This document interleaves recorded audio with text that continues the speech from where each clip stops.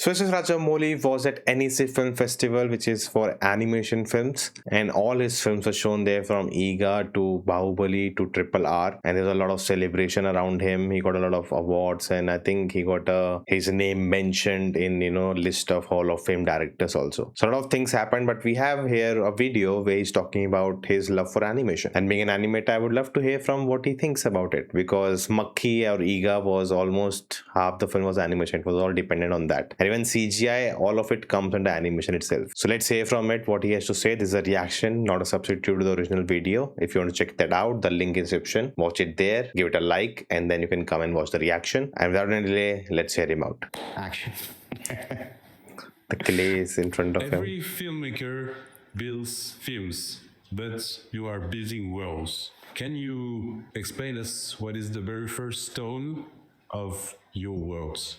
Emotion is the cornerstone of any story, any I love he's wearing the Bahubali Eternal War t-shirt. I think they even showed the footage or some things there. So that's a cool thing that they're already doing, going to festivals and kind of showing that what they are building up. And they made some major announcement that Japanese animation studio is also working on the film now. engaging story, and particularly for all my stories. I mean, the world can be large. It can comprise of very large things, very large characters, very larger battle sequences, song sequences, whatever.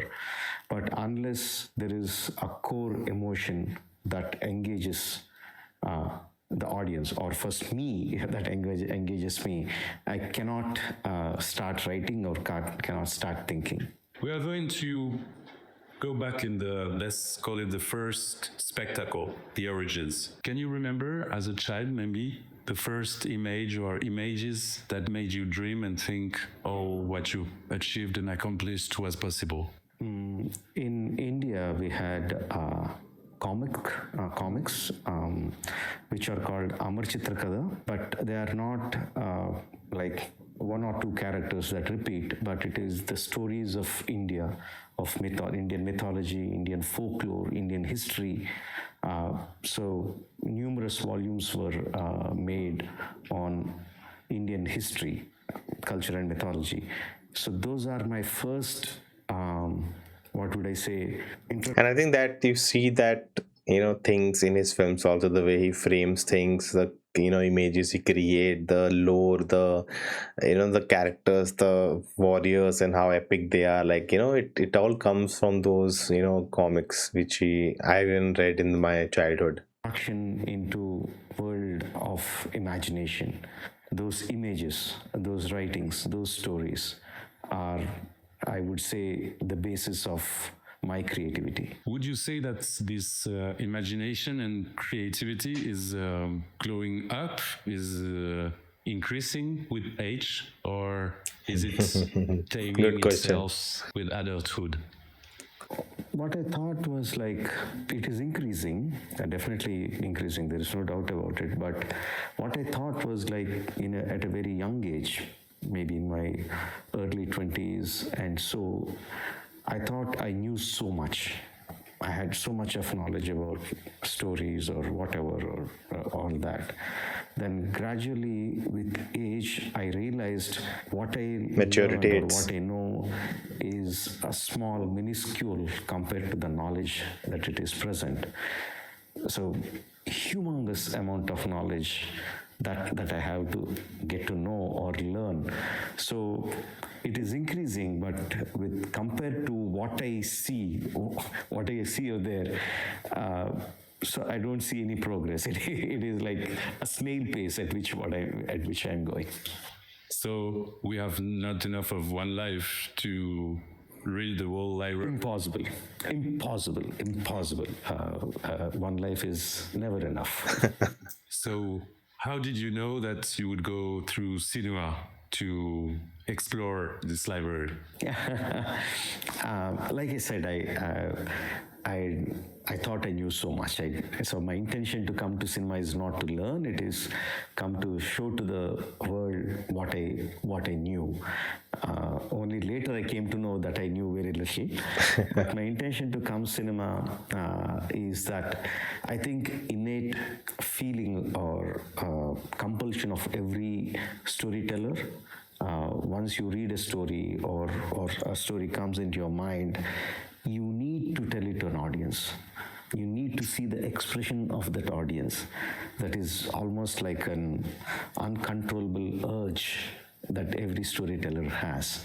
So that is what is driven me to cinema as well. And when this idea is tickling your mind and your soul, and that you have this urge, how do you know you are ready to spend years with and through this idea?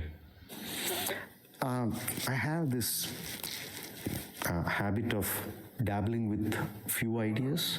Not I don't stick to one. I have these few ideas which I keep thinking about, develop it to a certain level and leave it there.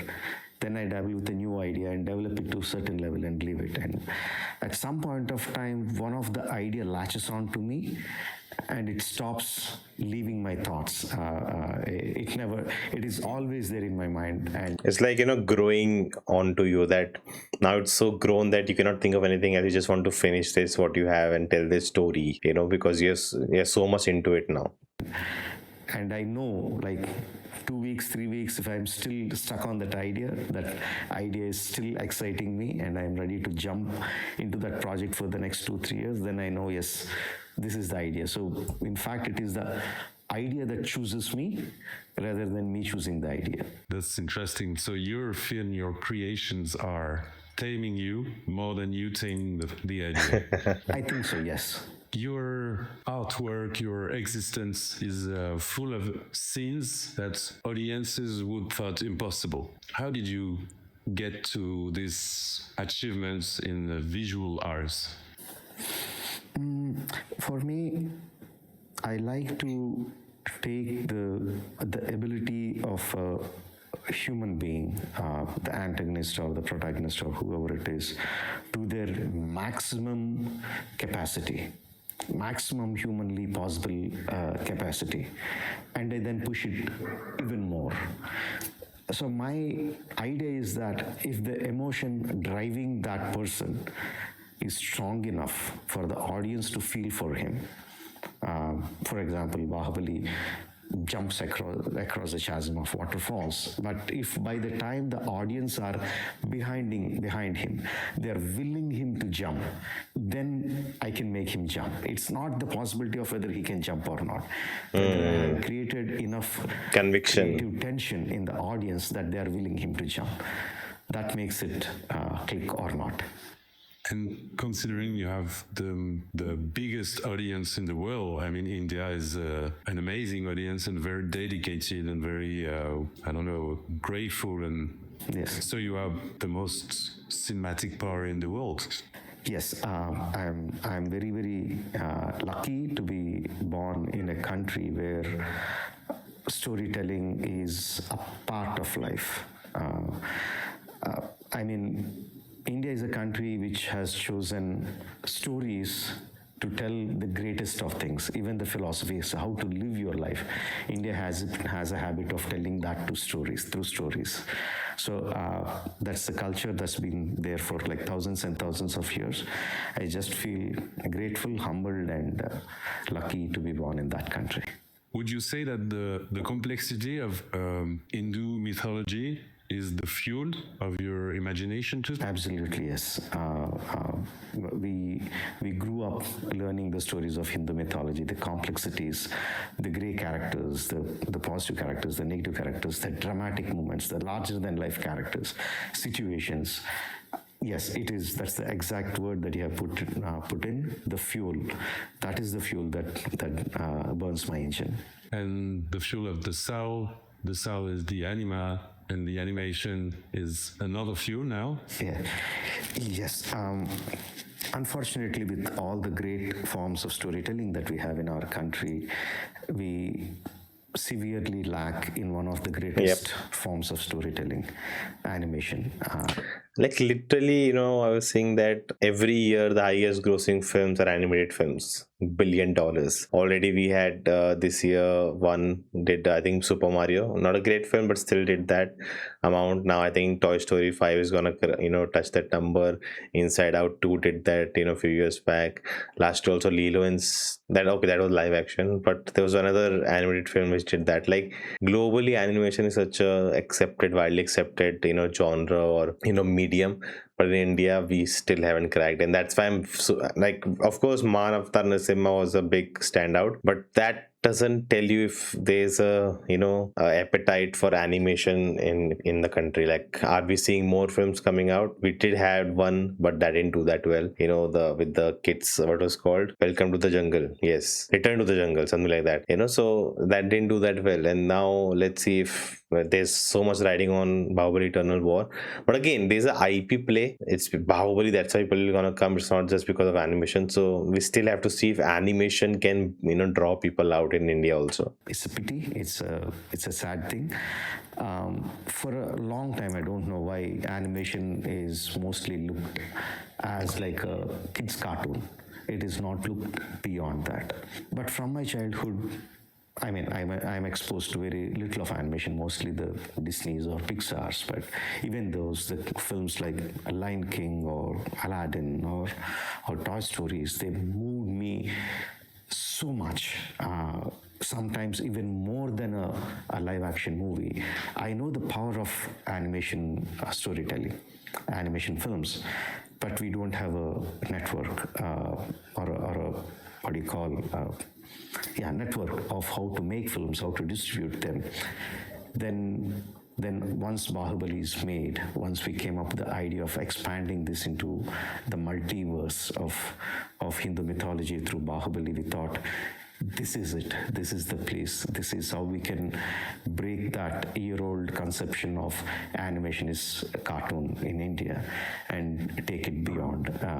So with Baahubali, the Eternal War, I'm pretty sure we are going to open the doors for animation in India. So it's not a pity, it's an opportunity, it's a destiny. Yes. It's an horizon. Yes, it is. As a director, you're also a choreographer. And the layers we talked about, there are the emotion first, of course, but there are also actors, camera, action, music, rhythm, tempo, the tempo of life, finally.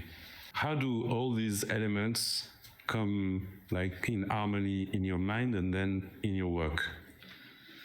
I mean, I think you give me too much of credit calling me a choreographer, but I have a rhythm in my mind when the scene is conceived. There is a kind of flow that happens, but it is very difficult for me to explain that flow. So my cinematographers, my art directors, my production designers, my costume designers, all the technical team around me have one hell of a time trying to understand my flow. But I wouldn't leave it until I get my things right. As I'm working, I'll be explaining to my actors, to my choreographer, how the camera should move, how the actors should come in, how they should turn, how they should move. Because everything I feel enhances or subdues the emotion of that particular moment. So, fortunately, I have such a fantastic technical team who understand, maybe not in the first go, but gradually as we are working together, they understand my internal rhythm how I am pacing my scene. And it's actually them who work tirelessly to give my thoughts a rhythm. Do you feel like this is the flow of life that is circulating from you to the technical team to the strings to the whole cosmos you are creating? Philosophical question. Life, you got it exactly right, but people can think that life on an external arena. For me, life is cinema.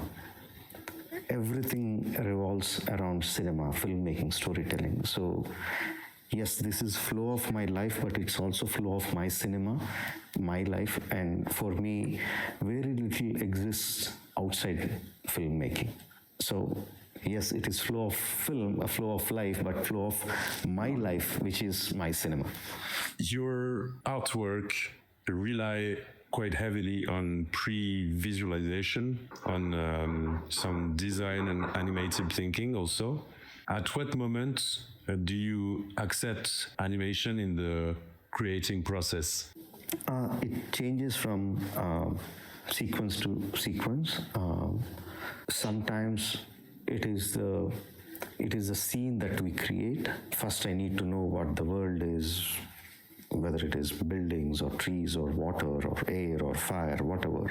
I need to know what the world is exactly before I start putting the characters and start animating it. Sometimes I'm very sure about how the characters should behave, how they should move, how they should be choreographed. So I'll be doing the animation completely. Just putting few blocks for the world because I know how the characters have to move. And once I get the animation right, then I start building the world around them. So it changes from sequence to sequence and scene to scene.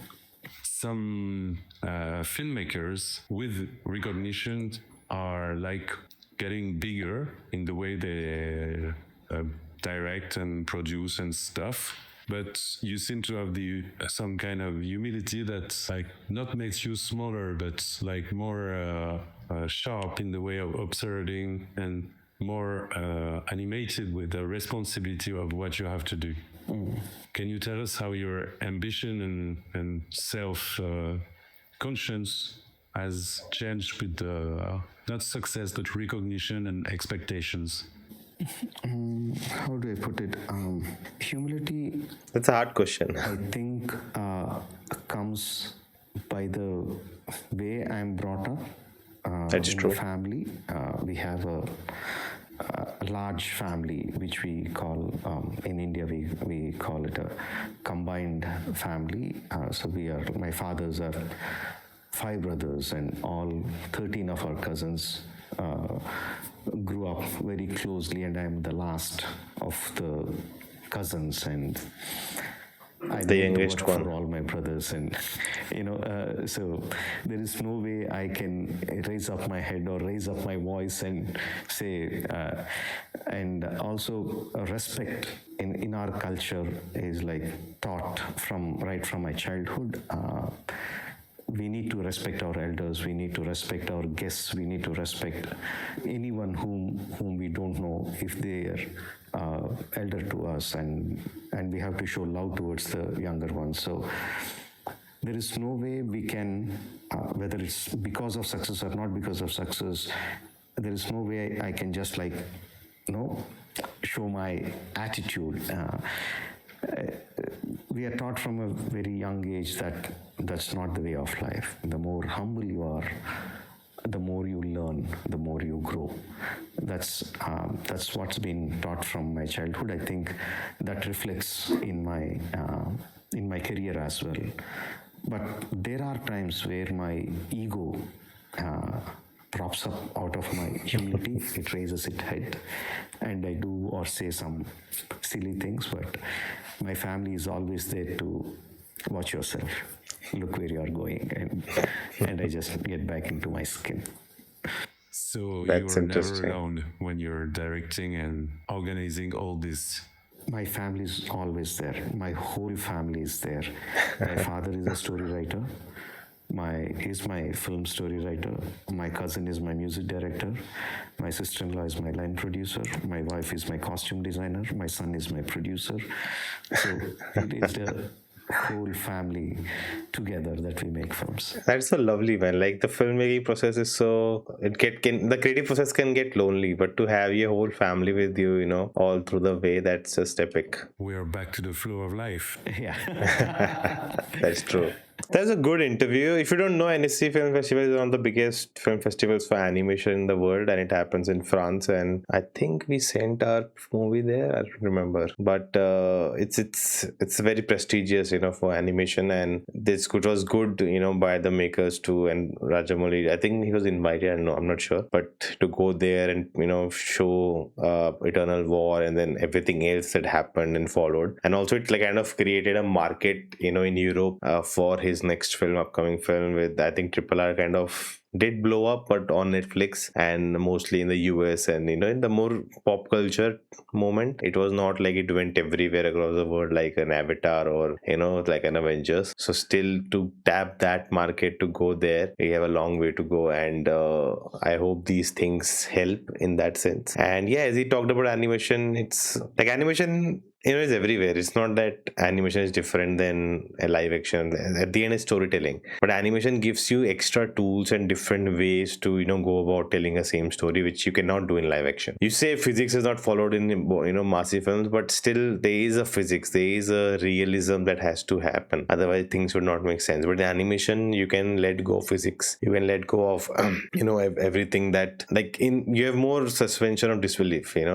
There's more scope for that. And like how Tom and Jerry, they'll running and the land gets over and they are in the air still running, and then they don't fall until they realize there's no land, right? And you find it fun, you believe it, you are convinced. But if that happens in a live action, you'll not, it'll like, what nonsense is this, how is this possible? So that suspension of disbelief is so strong in animation, that there's so many ways you can tell a story. You can so many different ideas you can use to, like, inside out, what happens in inside our brain,